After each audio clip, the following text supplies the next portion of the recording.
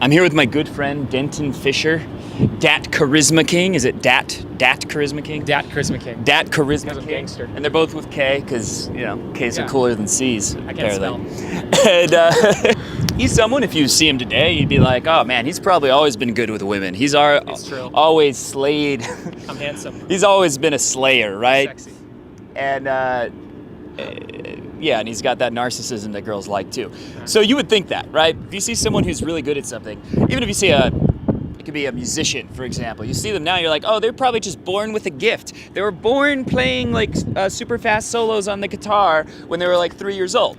No, it's just you only see the finished product. And if you understood the journey, all the failures, all the concerts where they made mistakes, all the times where they couldn't play a song, all the times they probably threw a guitar against the wall, all the times they wanted to give up, all the countless hours of hard work and struggle and failure, then you would think maybe I could do something similar to them myself. So I want to give you perspective to him because as far as I know, he used to suck. It was actually, a lot of people have the same misconception. I didn't know that until I made that video. I thought everybody saw me as being this like kind of a nerdy guy because I still have that like that persona in my head of being like maybe not enough at times. If I was talking to somebody, and I mean anybody, even my mother, my sister, my brother, I would like, my hands would start sweating. I would start shaking. It would shake so bad. It was audible and you could see it. How'd you do the approaches? I would go college to college and I'd keep approaching there until I blew the college out. Basically, I approached like 1/3 to half the girls there. Then I'd leave for a year, approach somewhere else, and then come back in a year. I started getting like, because I just did so much mass approaching, at some point, like within maybe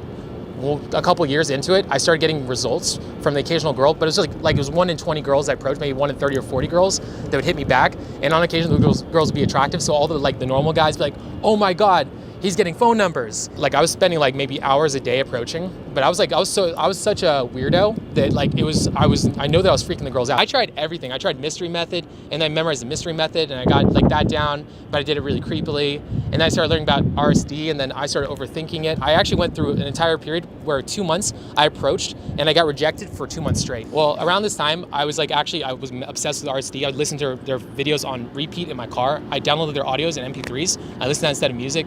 Every time I was driving anywhere, anytime I was sleeping, I was knocking out. Anytime I was taking a shower, I listened to stuff on repeat. I didn't stop working, so I was sick for like 2 months straight, 3 months straight. And so my voice was ripped up. And because I felt like if I stopped working that I would go homeless.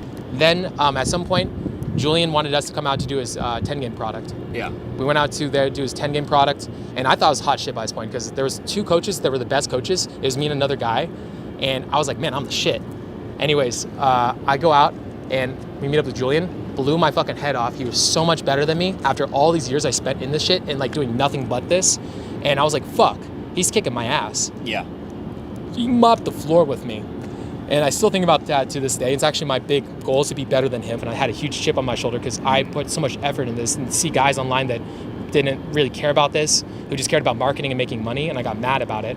And so I started hustling on YouTube for like a couple of years of doing nothing, going out and approaching every day, going out and like there was times where we had clickers where we'd approach like hundreds of girls a day, just click, click, click, click, writing field reports, thinking about how am I fucking up, how am I getting better, taking on coaching clients for little to nothing, trying to see how could I improve their results. And 2 years into it, I started getting more popular. They took me out there, he OD'd. And then I actually had another close friend of mine within a week of his, like one of my best friends, get in a car accident while they were out driving. He didn't put on a seatbelt, he flew through the windshield and hit the cliff. And like I literally just seen that guy like literally like a month and a half before that. And I was on a boot camp at the time. I had to like cancel the boot camp and I was on the ground crying outside of like excess. Like I was like sobbing. What did you take from that experience? I don't know, I felt like I didn't do enough to help him out in a way.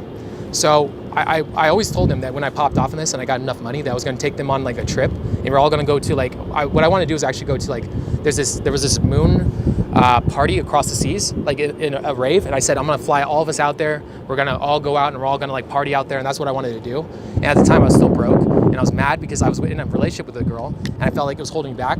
And at that point I broke it off with her. I got a place with my boy Archer. And then I ended up staying there for the next couple years, 3 years, working on my game and my business. I don't know, like the girl I was dating at the time, she was trying to calm me down. I was like in the seat and I was literally just sobbing. I was really embarrassed. So I remember like she was driving me home like after the boot camp and I like had pulled the seat back so nobody could see me cry again. And yeah, I was just like, I couldn't stop crying. Like I remember I was like, you know, I kept saying the word why too, weirdo. But I felt really bad about it, honestly.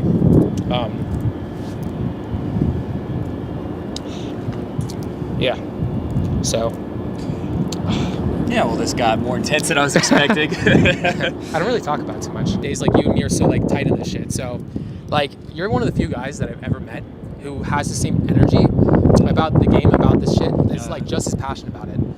Like, I didn't do this because I thought that I'd actually improve. I did this because I was actually hopeless. I thought that there was gonna be nothing for me. Like, I was actually planning I was gonna die by 30 is what I was thinking in my head up till maybe about like 2 or 3 years ago. And it actually became a self-fulfilling prophecy. It's actually why I think that I OD'd. I think in some level I actually want to kill myself. Yes. Actually why I'm so intense and passionate about it. I think about it all the time. And I think about it this way. I started off thinking that I was never going to have any friends. I was never going to get a girl into me. I was actually, the only reason I got into the game wasn't because I thought that I could get more, like a lot of women. It's because I wanted one girl, to trick one girl into me, because I thought I had to trick a girl into me. Like, and I was going to like snare her. Yeah. Like, that's what I think about. It's like we're in a video game where it's like we're like James Bond. You know, like that's shit that like a superhero does almost. Lord,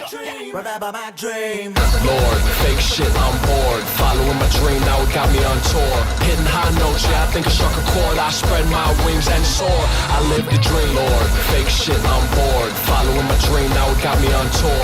Hitting high notes, yeah, I think I struck a chord. I spread my wings and soar. I live the dream.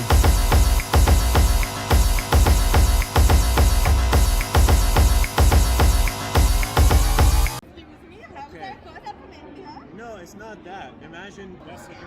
You're trying to take a boy home. Is that how you do it? Is you move? No, you drop me in the Mirage and you just get lost. I go back to my home. Oh no, but I'll be heartbroken. I did this because I'm a dick. That's not fair. That's not fair. He's my friend. And I've only known you for 20 minutes. So he can be mean to me because he's your friend. No, wait, it's because like, wait. But it's like I'm trampled on. I'm not a piece of meat. I have emotions. That was a little bit of line. Yeah. You should tell him. Well, to be fair, you were being stupid. That's like, you do not listen to nothing I said, dude. I don't know. I see a finger. Like you're like, my parents did teach you shit, dude. You're acting like I have boundaries and shit like that, man. I think you're like, I want to go back to drama. I know. I want to fight with you. You shouldn't, dude. I'll win. Surprise, surprise. You're dropping me back to the Mirage. All right, you're trying to pull a threesome type shit because we're not down with it, dude. We barely know you. No, please. All right, look. We don't know you that well. Like, you're very sexy. You're very sexy. But like, dude, if I knew you better, maybe.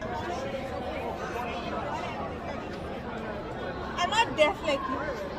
I can hear every bit of what you're saying. He said you have a problem hearing. I think we need to go check. Okay. We can continue this? Dude, hey, I have the sovereign right to think something's stupid. I also didn't verbalize it. You're being stupid.